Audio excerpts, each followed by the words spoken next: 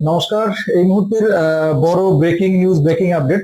আপনারা যারা OBC category, যাদের ওবিসি সার্টিফিকেট আছে, যারা ওবিসি তালিকার অন্তর্ভুক্ত, বা রাজ্য সরকার যে নতুন লিস্ট প্রকাশ করেছে সেই লিস্টে যাদের নাম আছে বা যে তালিকা অন্তর্ভুক্ত আছে, যাদের পূর্বের সার্টিফিকেট আছে তারাও কিন্তু নতুন সার্টিফিকেট আপডেট করতে হবে, বা এ থেকে বি, বি থেকে এ যারা কনভার্ট হয়েছেন, তো তাদের জন্য আবেদনের লিঙ্ক কিন্তু খুলে দিয়েছে।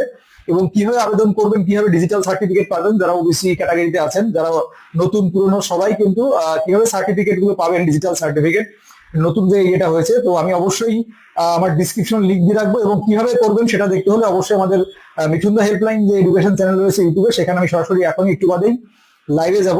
সেখান থেকে আপনারা সরাসরি একদম দেখতে পাবেন যে কিভাবে আমরা ফর্মটা ফিল আপ করছি এবং কিভাবে আমরা এ থেকে বি, বি থেকে এ এবং ডিজিটাল ডিজিটাল ডিজিটালে আমরা ডিজিটাল সার্টিফিকেট আপলোড করতে পারবো।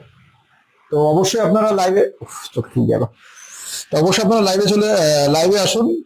এই ইউটিউবে আমি সরাসরি আপনাদের লাইভ দেখিয়ে দিচ্ছি যে কিভাবে আপনারা আপনাদের সার্টিফিকেটটা ডাউনলোড করবেন। হ্যাঁ, যাদের ডাব্লিউবি দিয়ে শুরু, তারা অবশ্যই অটোমেটিক ভাবে ডিজিটাল তথ্যটা পেয়ে যাবেন, আপলোড হয়ে যাবে।